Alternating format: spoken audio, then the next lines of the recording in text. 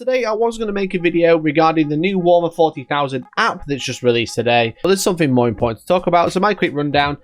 You see, it's kind of fun. It's fine. It seems like a decent app. It's got everything in there. It depends how much it's going to cost because it's not going to be free. However, what we do need to talk about is how we had one tournament, like the Buggy to GT banning Eldar before the Eldar index had been actually released, and now we've got Germany banning 10th edition pretty much as a whole. Now, Germany last year, when the Votan Codex came out, basically said that we're not going to be playing the Votan rules until they have an FAQ. And this is like a bunch of TOs getting together saying, we're not banning Votan, but until they get an FAQ, we're not going to play them. And then there was lots of drama about that, lots of people talking about it. But now we've actually got the German TOs, according to Reddit of all places, so take everything I say with a pinch of salt, basically wanting to outright change a lot of 10th edition for their own tournaments to try and make it a less of a dumpster fire, was probably the few words that was used quite a few times on this Reddit post. So let's have a look what was posted 2 hours ago on Warhammer Competitive, my favourite place to be. So it says German TO's house rules to the first GT. Not my decision, but after seeing what is happening in the games played, I don't find this too drastic. I'm just a messenger in this case and was asked to post this here. Don't shoot me. Again, me too. I'm just a messenger. I'm asking your opinion. I'm not telling you what's what. The group that decided to ban Votan in Germany, meaning a handful of very handsome TOs and players, reassembled in these grim times of Warhammer 40k in order to restore the fun for their community. After careful consideration, they decided to following house rules to be applicable on their tournaments. This list is by no means enough to extinguish the dumpster fire that 10th edition looks to be by now, but is the first step into the direction of making the game fun again. Now we're going to be talking about what they brought up. I actually had a stream on Monday. I was going to make it into a video. It might come out today or tomorrow. About the things I don't like about 10th edition, and a lot of these things are kind of like synonymous with this as well. So let's have a look what Germany, in particular German TOs, don't like. So it says, unless GW fixes these plentiful issues of 10th edition themselves in a timely manner, starting with the first 10th edition GT in Germany, Munsterland GT will use the following house rules in order to make the game enjoyable for all players. Now, the first one, towering has no impact on measuring line of sight, measures as with every other model. Now, this directly affects like ruins, especially because obviously towering is exempt from the ruins blocking line of sight, so towering can always see through doors and windows no matter what, wherever they are on the board. They say they don't get that anymore. Wraith Knight's heavy Wraith Cannons lose the Devastating Wounds ability. Now this is huge, this one is massive. There's obviously Devastating Wounds is probably one of the most broken mechanics in the game right now, and it's just Eldar have a lot of access to it because of fate dice, etc. So if you're really in the 40k rule sphere right now, you know exactly what I'm talking about. But getting rid of Devastating Wounds as a whole is pretty crazy, but I don't know if that's the right fix in my opinion, but I think Devastating Wounds needs changing and how fate dice interact with it rather than getting rid of it completely. But this is what these guys are going for. So heavy Wraith Cannons can no longer trigger any mortal wounds. It's just straight just 2d6 damage rather than mortal wounds. They've also wanted to limit fate dice to 1 dice per unit per phase, which I think is a good change. I think fate dice are way too easy to use right now. Indirect fire suffers the same penalty as in 9th edition, -1 ballistic skill and +1 to save, in addition to any other applicable rules like cover, stealth, etc., and cannot benefit from the +1 to hit for being heavy when fired without line of sight model wise.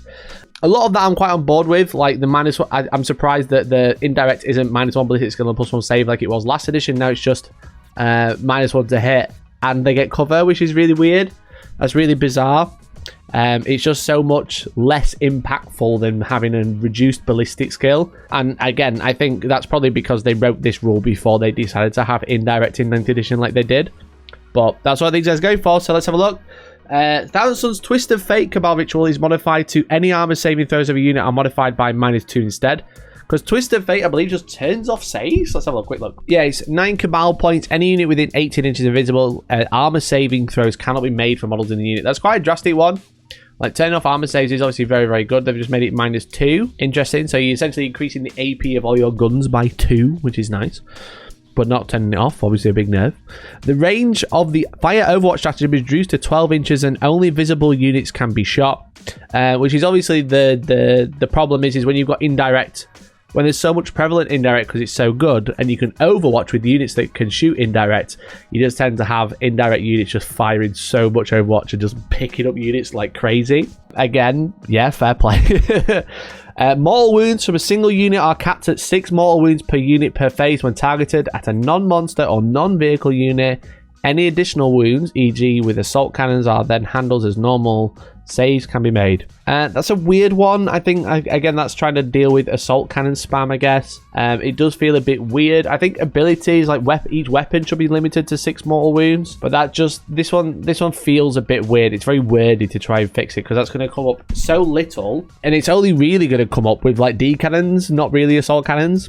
But they're trying to say that one unit can only cause 6 mortal wounds max per phase. Models can move over and stay on objectives without limitations as per 9th. I mean, yeah, I don't mind this rule. I don't mind not being able to stand on objectives, but people are like really kicking off about it. I don't know why. Lone operative and similar abilities are subject to investigation on how to fix them best. So they want to deal with lone operative as well. So lone operative meaning you can't be targeted within 12 inches, outside of 12 inches, sorry. It's a very, very strong ability. Again, it's one of the things I mentioned on stream on Monday. I don't really know how, I think he doesn't have to make precision work against lone operative. He's going to fix it that way. I think sniper rifles should be able to target stuff that is a lone operative. And then it goes on to say, this should be seen as a first try to restore the fun of Warhammer 40k in these grim times. It might be subject to change after the first result and or actions done by GW themselves.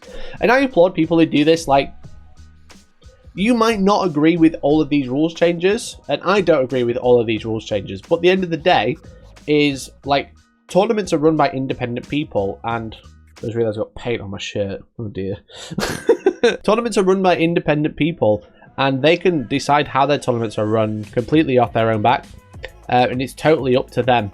Now, it's not for us to be, like a lot of people will say, well, Games Workshop need the data to update the game, and it's like, it's not up to us to beta test the game.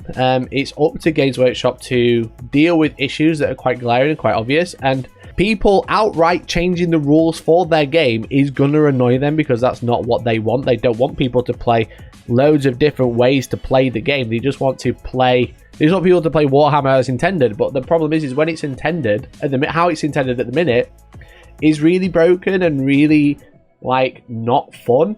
I think there's a really good analogy. It's actually here. It's like, I am worried that stuff like this will skew the dataset GW to need to balance the game long term.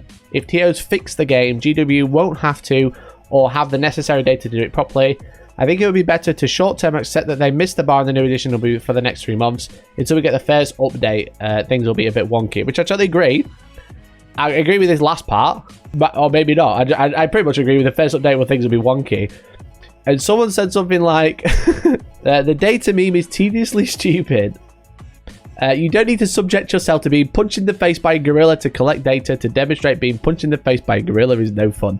Human beings are blessed with tremendous analytical skills and predictive capability. The brain that enables you to play the game Warhammer and anticipate your approach strategy is the same brain that can calculate that the 10th edition Wraith Knight and indirect fire abusing units are unbalanced and perhaps more importantly unfun. Yeah, like that is like a point I totally agree. We should be hoping Games Workshop fix the game and they come in and update it and change it, and it's only just released. It's been out a week and there's going to be glaring issues, but it's not up to the community to like stomp their feet a little bit and make noise about it and be like, you know what, we actually don't like this. These are some of the problem things. So for someone to go, actually, you should just take it on the chin and wait, and I'm like, nah, I don't want to be punched in the face by a gorilla either. Now, I'm actually running the tournament this weekend coming, and it's going to be probably the first 10th edition GT, and it's obviously on the 10th edition release weekend, and I've already had to go, okay, we're going to block the lower levels of buildings, so the windows completely blocked, just because towering is so opposing. When you're against a full Imperial Knight army, they've got so much firepower that if you don't start hiding custom rules in, they can just delete armies before the other person even gets a turn. So I've already had to add some house rules. Now, obviously, these ones are a little bit, a lot further over the edge than I've wanted to issue, and I'm interested to hear what you guys think to these sorts of rulings. Again, like as I mentioned, like there is a couple of problems with the game, and I don't think it's bad that people are trying to fix it, because all you do is you decide with your wallet. You know, if you like the changes, you go buy a ticket, you go to that tournament. If you don't like the changes, then you don't buy a ticket, you don't go. That's the best way, because that is like a direct vocal, very, very loud opinion of you going, I don't like this, because the tournament organizer isn't selling their tickets. But if the community that they have is happy with these rules changes, then I'm like, yeah, fair play. Do what you want, you know? It's your game at the end of the day. It's not mine. So, yeah, there you go. So, Germany has already banned 10th edition, basically. They basically want to run it closer to 9th edition. A lot of the changes are pretty fine, I think. So there's a couple, again, that I'm quite interested in. I think the Fate Dice one might be too much, but I'm not sure. The Wraith Knights, getting rid of Devastating Wounds as a whole might be too much with all the other changes about towering. And then the Mortal Wounds cap as well. The Mortal Wounds cap I don't really like. I don't think that works very well, but that's my opinion. Let me know your opinion down below. And otherwise, thank you very much for watching. And hopefully, I'll catch you in the next one. Bye!